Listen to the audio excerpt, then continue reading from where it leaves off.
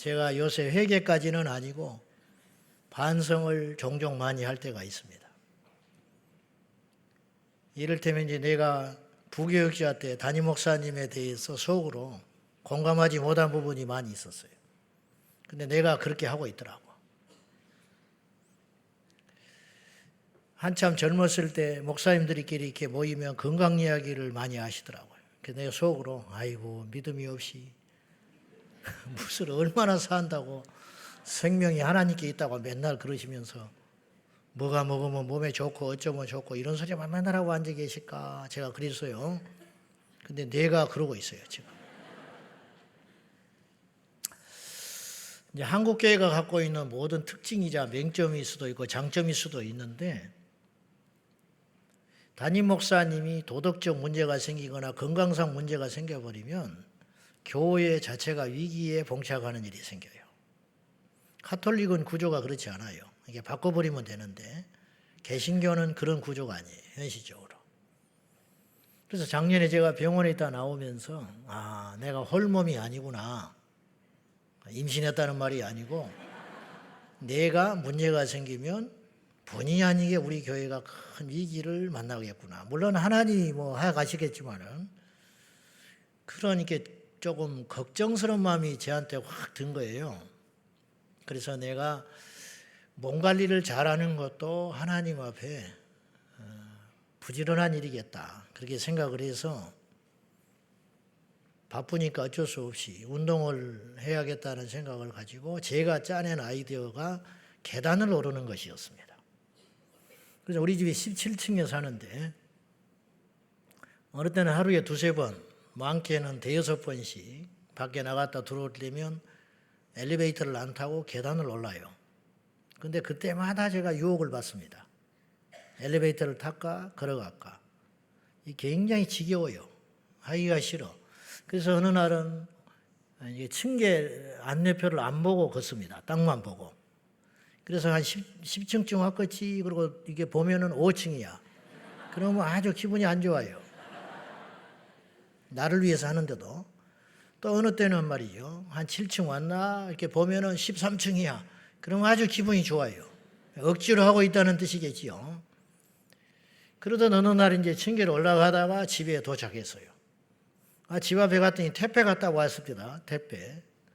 요새는 이름을 안 쓰니까 박땡땡 그렇게 써 있는데 보니까 19층 몇 호로 써 있는 거예요. 그래서 내가 속으로 잠깐 생각한 거예요. 왜 19층에 갖다 놔 걸 우리 집 앞에다 놔뒀지? 이걸 그러면 놔둘까? 놔두면 택배기사가 다시 시간이 흐른 다음에 항의하고 이쪽으로 오면 다시 와가지고 요걸 19층에다가 올려놓겠지? 근데 주님이 보고 계시잖아? 그러면 요걸 내가 무겁지만은 19층에 갖다 줘야겠다. 우리 집 앞에 있는 거를. 일단 집에 좀 들어가고, 그리고 이제 띡띡띡띡 눌렀더니 문이 안 열려요.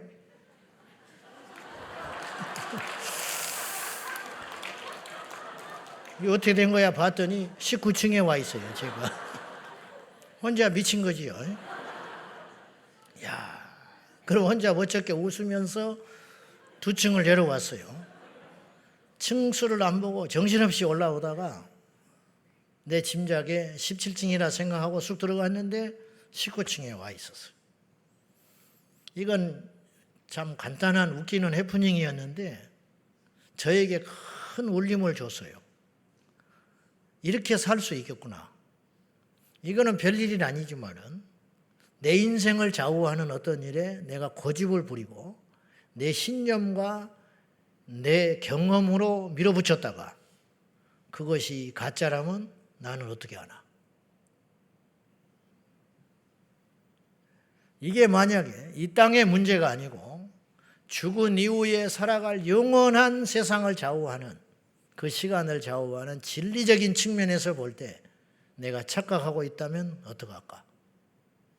그러니까 이 자기 신념이라는 게 이렇게 무서워요. 내가 아무리 17층에 왔다고 믿은들 19층이라는 사실, 진리, 팩트는 안 변하는 거예요. 근데 우리 신앙이 얼마든지 그럴 수 있겠구나. 그런 생각을 해본 거예요. 여러분은 안녕하십니까? 무슨 말이냐면 여러분의 영혼은 지금 제대로 길을 가고 있냐 이 말이에요. 안전하세요? 이 세상 살면서 우리가 수많은 오판을 합니다. 많은 사람들로 인해서 오판을 하고 내 욕심으로 오판을 하고 그래서 실패를 겪기도 하지요. 그러나 그건 이 땅에서의 실패라 이거예요. 복음 안에서의 영생의 문제를 놓고 진리 안에서 우리가 오판하고 실패하면 돌이킬 수 없는 미래가 기다리고 있다는 거예요. 오늘 본문은 무슨 내용이냐면 짧은 한 장만 있는 서신서입니다. 사도 요한은 신약성경 5권을 남겼는데 그 중에 한 서신서인데 가이오가 누군지는 모르겠어요. 자기 동력자인지 믿음의 후배인지 잘 모르지만 하나 분명한 건 예수 믿는 사람이에요. 그 사람에게 다른 어떤 일로 편지를 보내면서 서두에 당신을 만나고 온 어떤 사람들이 나한테 이렇게 보고하더라. 가이오 당신이 진리 안에서 행한다고 하니 내가 너무 기쁘다. 너무 좋다. 가이오가 성공했다는 소리도 아니고 가이오가 부자 됐다는 소리도 아니고 그런 말이 아니라 진리 안에서 행한다고 하니 나는 내 마음이 너무너무 기쁘다. 그리고 4절에 이렇게 서신을 보냅니다. 봅시다. 시작. 진리 안에서 행한다 함을 듣는 것보다 더 기쁜 일이 없도다. 하나님께서 사도 요한을 통해서 당신의 심장을 이야기했다고 나는 생각해요. 당신의 마음을. 우리 하나님이 제일 기뻐하는 것, 우리 예수님이 제일 기뻐하는 것은 무엇이냐? 내 자녀된 우리들이, 주님의 자녀된 우리들이 진리 안에서 행한다 하는 것을 듣는 것보다 하나님께는 기쁜 일이 없다. 우리가 장수하고 잘되고 권력을 얻고 착하게 살고 그것이 문제가 아니라 우리 하나님의 관점은 오직 이것에 있는데 우리가 진리 안에 있는가? 그것을 제일 기뻐하는 것이다. 주님의 뜻은 그것인데 그러면 우리가 주님과 통하려면 주님과 대화가 되고 천국을 가려면 우리도 그 코드가 맞아야 되거든요. 묻고 싶은 거예요. 우리는 과연 진리에 관심이 있는가? 맹탕들이 너무 많아요. 진리에 관심이 없어. 오직 이 땅의 거. 인정받는 거. 인정욕구에 못 말라가지고 어떻게든 인정받으려고 어떻게든 성공주의 어떻게든지 이 땅에서 행복하게 살아가는 거. 과연 하나님은 그것에 관심이 있냐 이 말이죠. 아니라는 거예요. 진리가 우선돼야 된다는 거예요. 진리 안에서도 행복할 수 있습니다. 진리 안에서도 성공할 수 있어요. 그러나 제가 말씀드리고 싶은 것은 성경에는 대다수의 사람들은 진리를 지키고 진리 안에 거하기 위하여 이 땅에 혹독한 시간을 보내다가 하나님 앞에 갔어요. 그러면 주님이 그것을 책망하시느냐? 아니다. 주님이 그걸 원하신다. 그걸 기뻐하신다. 그래서 순교자가 나온 거예요. 그래서 십자가 얘기를 걸어간 사람들의 이야기가 성경에는 수도 없이 등장하고 있는 거예요. 그들은 실패자가 아니에요. 그들이야말로 잘 산 사람들이라 그래요. 하나님의 눈에 볼 때 우리는 어디로 가고 있냐 이 말이죠. 우리는 오늘은 종교개혁 주일입니다. 아시는 대로 마르틴 루터는 그 당시에 거짓과 싸우는 용기를 몸으로 보여줬습니다. 이거 결코 쉬운 일 아닙니다. 여러분 남이 뭐 이렇게 했다 그거 쉬워 보이지요. 남이 뭐 돈을 벌었다. 남이 자수성가했다. 결코 쉬운 일 아닙니다. 1517년에 마르틴 루터가 종교개혁을 일으켰단다. 우리가 세계사에서 배웠고 예수 믿는 우리는 좀 더 관심이 있지요. 그렇게 간단한 일이 아니었어요. 그 전에도 개혁자들이 있었어요. 쯔빙글리 그런 사람들, 후스 들어보셨죠? 그런 분들은 그들도 훌륭한 하나님의 사람들이었고 하나님이 쓰시는 개혁자들이었어요. 그러나 열매를 못 봤어요. 그들은 실패는 아니나 열매를 못 따고 죽은 거예요. 나무만 심고 죽었어요. 근데 루터는 때를 잘 만났어요. 마침. 그래서 열매를 본 사람이에요. 루터만 성공한 사람이 아니에요. 그 시대가 루터를 그렇게 불렀어요.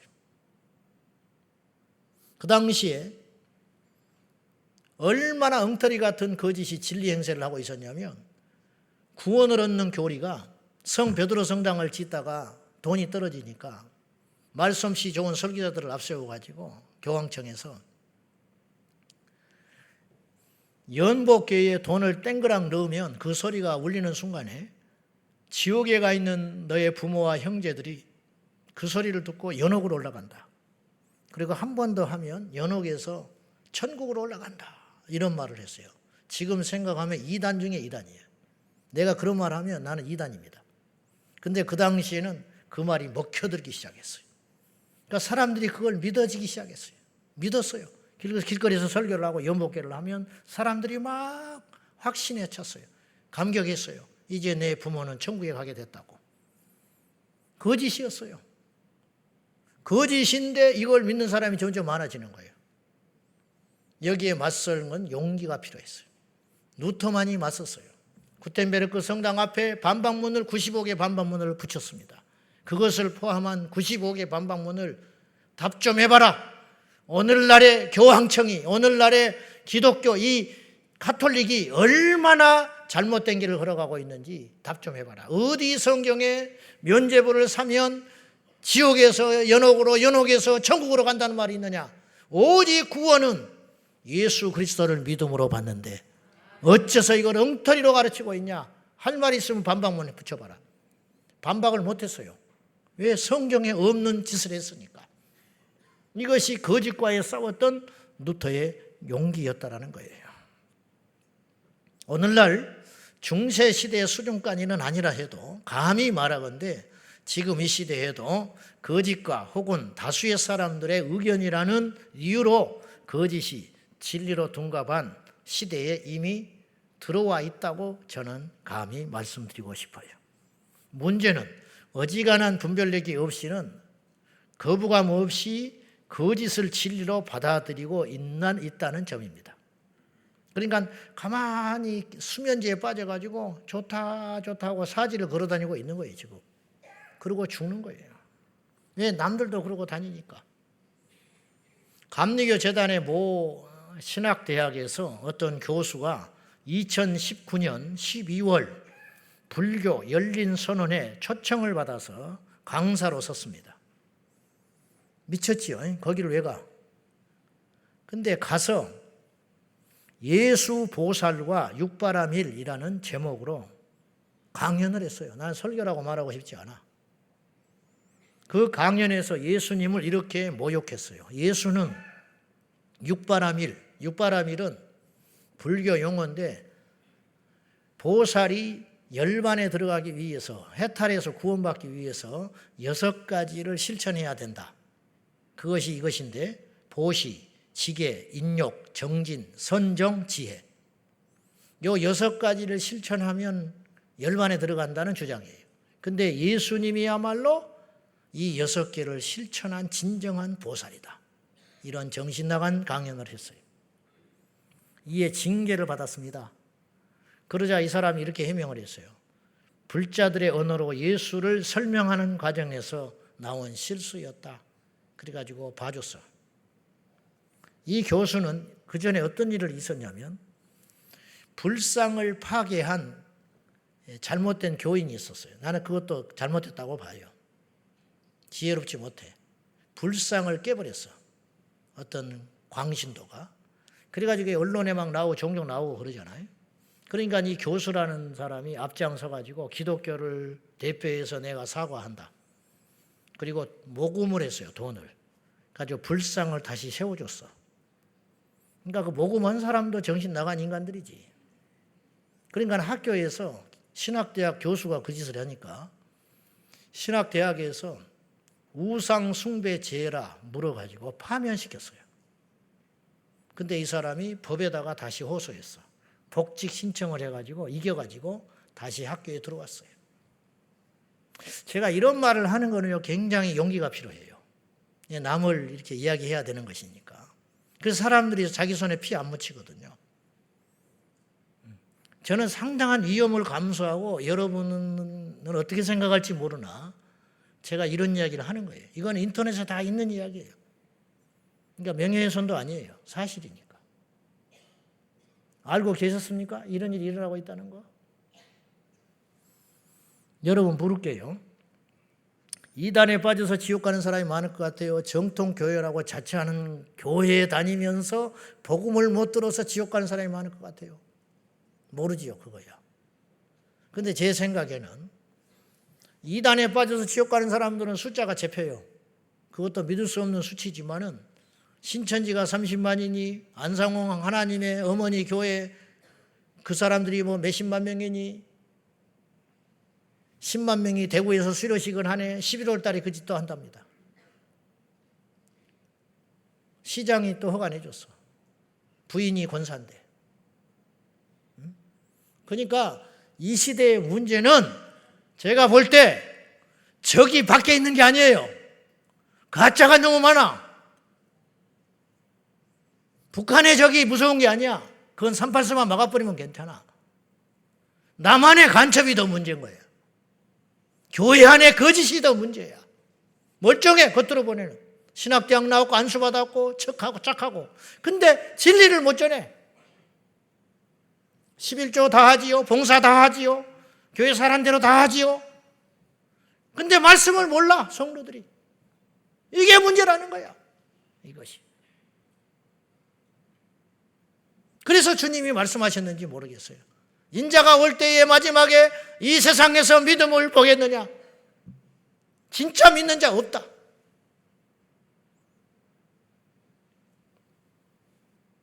이단에 빠져가는 사람은 통계라도 잡혀요. 몇 명?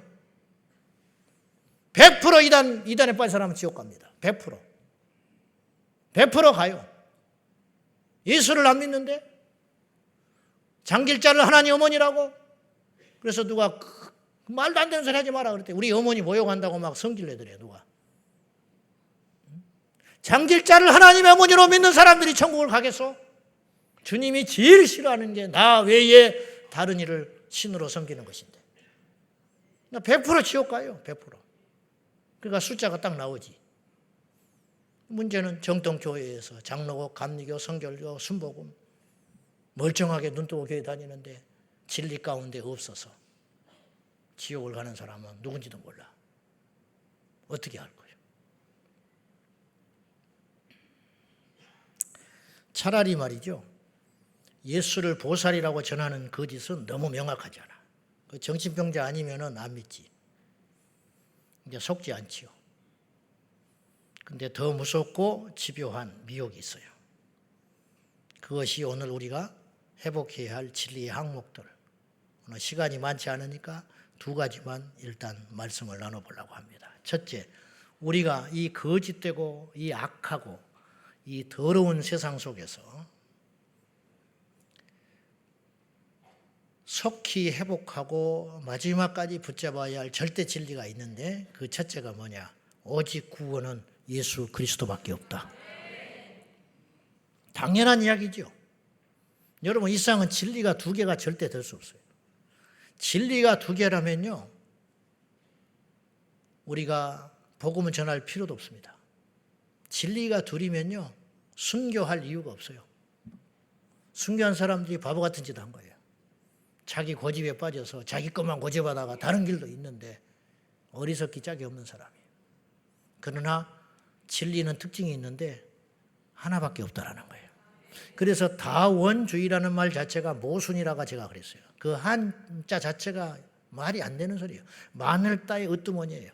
일원주의해야 돼요. 일원주의. 일원주의. 으뜸은 하나인 거예요. 어째 1등이 두 개가 될 수 있어?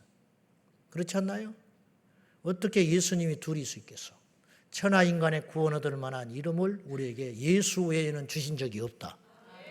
근데 왜 자꾸 다른 구원의 길이 있는 듯한 인상을 세상에는 그렇다 치고 우리를 속이려고 하는 것이니까 왜 교회에서조차 다른 길이 있는 것처럼 자꾸 이야기를 하냐 이 말이에요.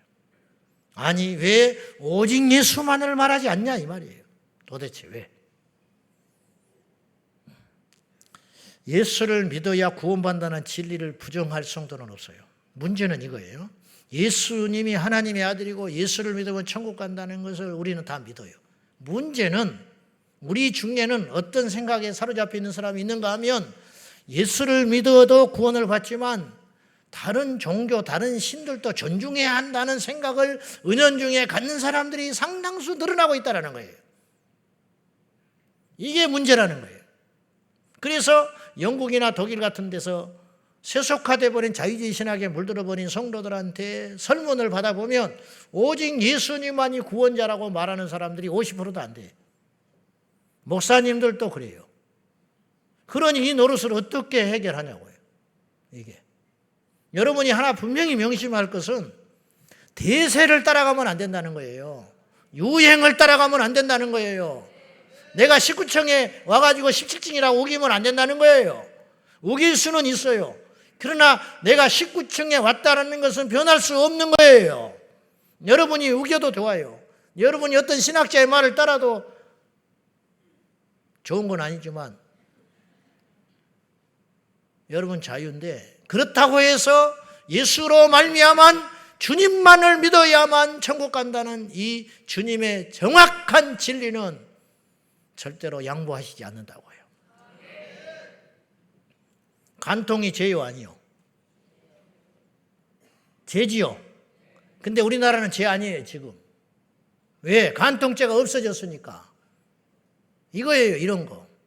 간통이 죄지요. 불륜이. 하나님 말씀에도 죄고 보편적 윤리적으로도 불륜을 저지른 건 죄예요. 근데 옛날에는 죄였어. 그러나 지금은 들켜도 감옥에 안 가. 그러면 죄가 아닌가요? 그게 아니라는 거예요. 옛날에는 이것이 예수님만 믿어야 구원받는다는 게 옛날에는 이런 사람이 대다수였으니까 맞아. 그러나 지금은 누가 그렇게 이야기를 해? 이렇게 가는 거예요 지금. 그러니까 사람들이 그럴듯한 말에 속게 되는 거예요. 그런 말을 들을 때 여러분은 단호하게 저항해야 된다는 거예요. 아니라고. 온 지구상에 있는 사람이 다 그렇게 말을 해도 내가 아는 하나님은 그런 하나님 아니라고. 내가 읽은 성경은 그렇게 말하고 있지 않다고. 그 사람이 루터였어요.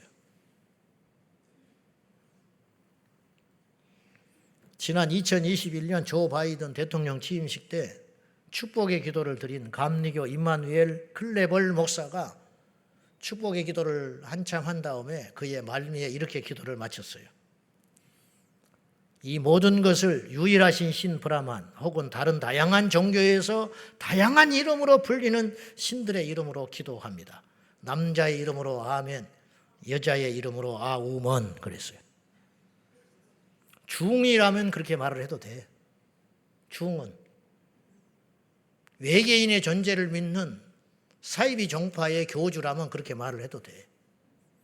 그러나 성경을 믿는다고 하는 목사는 그렇게 기도하면 안 되는 거예요. 이 목사는 내가 볼 때 가짜야. 진짜라면 그렇게 못해요. 무서워서 못하는 거예요. 워싱턴에서 목회하는 한인 목사님이 미 의회 개원식 때 가서 축복의 기도를 하면서 예수님의 이름으로 기도합니다 했다가 박수 받았어요. 왜 박수 받았냐? 그런 기도를 오랜만에 들어본다. 그게 방송으로 나갔을 때 전 미국에 있는 성도들이 그 목사님께 수천 통의 전화를 했습니다. 용기가 대단하십니다. 잘하셨습니다. 미국은 기독교 국가 아닙니다. 더 이상. 이런 지경에 돼버리고 말았어요. 예수의 이름으로 기도하는 것이 이상한 일이고 특이한 일이고 박수 받아야 할 일이라는 세상이 됐다 이 말이에요. 지금 이 시대는. 이걸 여러분이 알아야 돼요. 지금 이 시대가 어디로 가고 있는가. 점점점 가짜들이 다수를 범해가니까 진리를 지키는 자들이 점점점 소외감을 느끼기 시작했어요. 그 소외감을 못 견디고 점점점 무너져가는 거예요. 우리 교회와 우리 성도들은 절대로 넓은 길로 가면 안 돼요. 마지막으로 내세 복음, 영생의 복음이 점차 설 자리를 잃고 있어요. 안전해지니까. 제가 말했지요. 찾지 않으면 사라진다.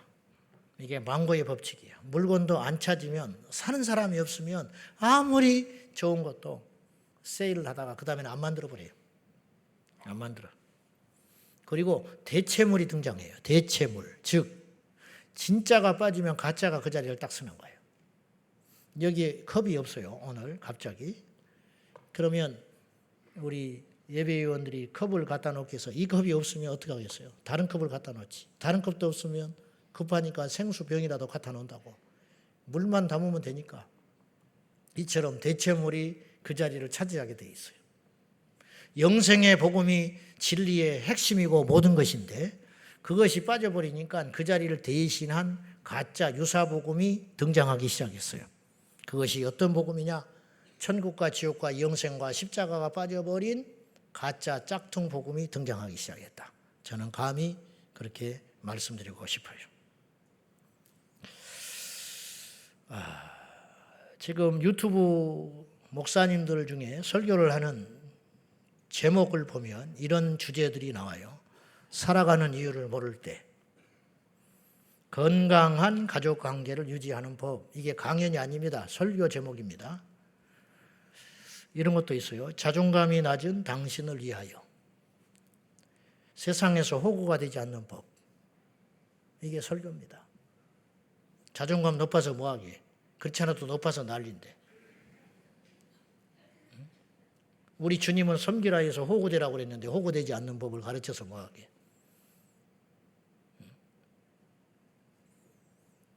예수만 우리 안에 들어오면 다 해결돼요. 근데 예수님만 빼고 다 모든 걸 심어놓으면 거기서부터 모든 악이 시작이 되는 거예요.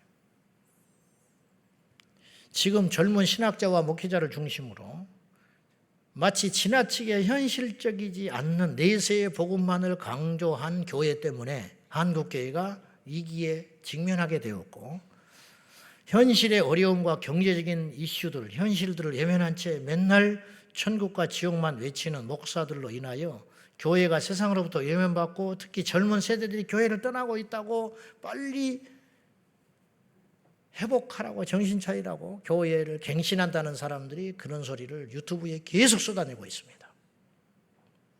그렇다고 한다면 초대교회는 진짜 없어졌어야 했어요. 초대교회는 오직 예수 그리스도는 우리의 유일한 구원자다. 예수가 부활하셨다. 그리고 초대교회 인사는 마라나타였어요. 주 예수여 다시 오시옵소서. 우리보다 훨씬 자극적이었고 훨씬 더 원색적인 복음을 쉬지 않고 전했어요. 그래도 하루에 5,000명씩 돌아왔어요. 여러분, 교회만이 할 수 있는 일을 해야 돼요. 그게 뭐냐? 영생의 복음을 전하는 일이에요.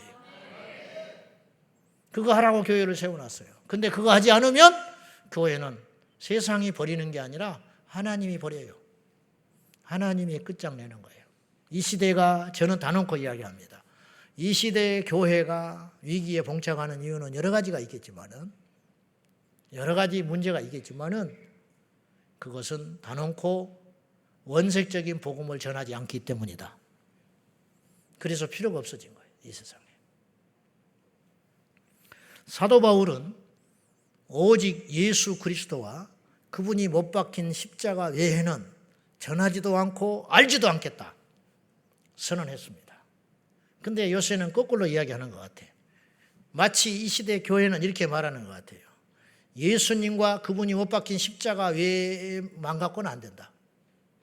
예수와 십자가만 갖고는 안 돼. 이 시대에 먹혀들질 않는다. 이 시대 젊은이들이 싫어한다. 이 세상의 이슈를 따라잡을 수 없다. 급변하는 세상에 앞장설 수 없다.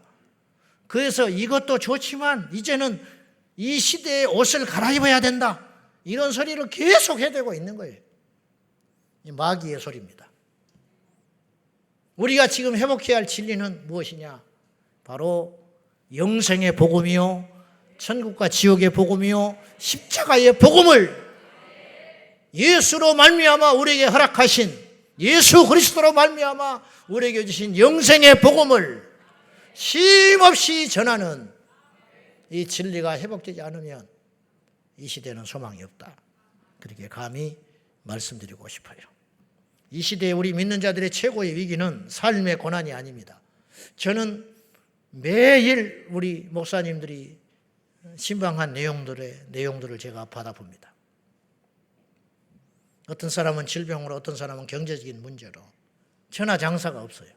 어떤 사람은 집안의 우환으로, 부부 사이의 문제와 갈등으로, 영적인 문제로, 그런 힘들고 아픈 소리들을 계속 제가 접하면서 제 마음도 몹시 편치 않습니다. 그런 여러분들이 이 자리에 와 있습니다. 그러나 저는 그걸 위로할 능력도 없고 해결할 능력이 없어요. 예수님도 그 문제는 해결해 주지 않았어요. 그럼 우리가 진정으로 교회에 온 이유가 뭐냐? 진리 안에 행하고 산다는 건 뭘 의미하는 것이냐? 그 현실적인 문제를 따라가라고 하나님 우리를 부르신 게 아니고 그 문제를 뛰어넘는 영생의 세계를 바라보며 우리가 잠시 잠깐이면 끝날 이 세상을 떠나서 하나님 앞에 섰을 때에 우리가 어떤 승리자의 모습으로 설 것인가? 그것에 대한 준비를 하라고 주님이 교회를 세웠고 사람들이 그걸 모르니까 말씀을 주셔서 그걸 외치게 하셨다 이 말이에요. 여러분 우리 고3 학생들을 위해 기도하지만 제가 100% 예언하지만 얘들 다 합격 못합니다. 다 합격해도 웃기는 일이지. 제자광성교회 고3은 다 합격했다. 한 10년만 그래봐야 우리 교회 난리 나지. 그 교회 가면 다 합격해. 여러분 하나님은 그런 일 안 해요. 못하는 놈은 떨어지고 잘하는 놈은 합격한 거야. 잘하는 놈도 원서 잘못 쓰면 떨어지게 돼 있어. 그걸 뭐 어떻게 하겠어. 악담이 아니고 떨어져도 합격해도 중요한 건 여러분 합격했는데 교회 안 나오는 사람도 수두룩해. 떨어졌는데 교회에 붙어서 계속 신앙생활 열심히 하고 그의 인생의 가운데 하나님이 역사하시는 대로 발자취를 따라가는 그 인생이 진리 안에서 귀한 인생이지. 좋은 대학 들어갔다고 미팅하고 돌아다니고 싸돌아 다니다가 술 담배도 안 하는 놈이 술이나 처먹고 돌아다니고 교회 발 끊어버릴 바에는 걔는 합격한 것이 독이야. 그건 하나님이 합격시켜준 게 아니야. 마귀가 합격시키는 거지. 하나님은 그런 것에 관심 없어요. 우리 하나님이 오늘 우리에게 관심을 갖는 것은 무엇이냐면 진리 안에 있는가. 진리 안에 있으면 다 해결돼요. 진리 안에 있는 사람이 이 세상을 함부로 살겠습니까? 진리 안에 있는 사람이 이 세상을 거짓되이 살겠습니까? 진리 안에 있는 사람이 이 세상을 게으르게 살겠습니까? 그렇지 않습니다. 그러므로 진리가 우리의 답입니다. 오늘 종교개혁주의를 맞이하여 우리가 성찬 예식을 종교개혁주의 일마다 코로나 때 빼놓고는 계속 행해왔습니다. 이것은 뭐냐? 우리의 결단을 하나님께 드리는 겁니다. 예수님의 살과 피를 먹음으로 우리 안에 예수님이 살아 계셔서 작은 예수로 살아보겠다는 결단입니다. 진리 가운데 살겠다는 결단입니다. 오늘 이 결단이 다시 한번 저와 여러분에게 있기를 축복합니다. 기도하겠습니다. 하나님 아버지, 우리가 진리 안에서 행하게 하여 주옵소서. 거짓되고 완악한 이 세상에서 이 세상을 본받지 아니하고 어떠한 고난과 불이익과 희생이 따른다 할지라도 진리를 붙잡고 거짓에 저항하는 프로테스탄트가 되게 하여 주옵소서. 예수님의 이름으로 기도하옵나이다. 아멘.